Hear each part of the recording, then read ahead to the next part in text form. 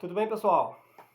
Meu nome é Henrique, esse daqui é o canal Botão de Filme e hoje a gente vai falar de uma estreia da Netflix que é o Volte Sempre, um filme mexicano que tinha uma sinopse bem curiosa. Mas antes eu vou pedir que dê aquele like aí no vídeo e quem não se inscreveu no canal, por favor, tá? Então, Volte Sempre é um filme mexicano estreado pelo Álvaro Guerreiro. Confesso que quando eu li a sinopse, eu esperava algo do nível dos filmes do Campanella com o Ricardo Darín. Confesso, fui inocente. O filme conta a história de um ex-locutor de rádio que recebe um convite para uma festa, que ele iria ser homenageado e, de repente, ele já está aposentado e, de repente, ele resolve arranjar, do nada, um emprego no supermercado da cidadezinha que ele morava. O problema já começa aí, né? A gente, quando lê a sinopse, a gente imagina que tem uma boa justificativa para esse enredo seguir essa linha. Mas o roteiro em nenhum momento te dá uma boa justificativa para isso. Ele tinha o argumento de que ele precisava de dinheiro porque ele não estava numa boa condição financeira e ele queria chegar nessa festa, né, com um certo status, né, reformar o carro, comprar uma roupa legal. Mas ele tinha N maneiras de conseguir isso sem ser funcionário de um supermercado. Até a personalidade do protagonista não bate com isso, né? E isso daí já mata o filme todo, porque você fica o tempo inteiro incomodado e piora. À medida que ele vai lá trabalhando nesse supermercado, ele começa a ter umas ideias que você fala, nada a ver isso. O roteiro, né, a produção é toda mexicana. Eu recentemente vi um filme mexicano e eu percebi que o México tem uma certa inocência. Falta maldade para o cinema mexicano, às vezes, né? Eu vi um filme de comédia, uma espécie de genérico do American Pie, depois eu coloco nos comentários aqui qual filme que é, e ao final do filme eu percebi o quanto o cinema mexicano é inocente. O enredo, as situações, parece filme infantil, né? E esse Volte Sempre, ele segue a mesma linha. As soluções, a linha que o roteiro leva. Se o filme fosse assumidamente lírico, né, que tivesse uma pegada um pouco mais metafórica nesse sentido, tudo bem, mas não. Vários pontos, o diretor, a produção e o roteiro mostram que não, eles estão se levando a sério. É aí que entra o problema. As soluções que o roteiro coloca, né?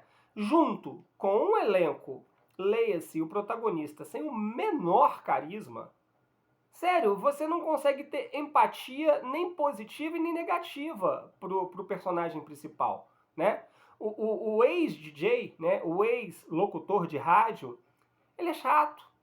Ele não é mau o suficiente para você gostar dele, como aquele Jack Nicholson, né, que levou o Oscar, né, aquele filme que ele contracena com a Ellen Hunt. Ele não é engraçado, é ruim. O filme começa num núcleo que parecia muito promissor. Ele tem um grupo de amigos que se reúne numa barbearia para tomar umas e outras e falar da vida. O primeiro diálogo do primeiro take eu gostei muito. Eu falei, poxa, se o filme for nessa vibe, vai ser interessante. Mas não, ele abandona aquilo e ele erra em tudo que se propõe.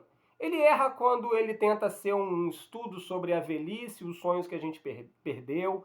Ele erra quando ele se propõe a fazer uma análise do que é o amadurecimento para a vida adulta. Ele erra até quando ele tenta ser um road movie. Aí é que ele erra feio.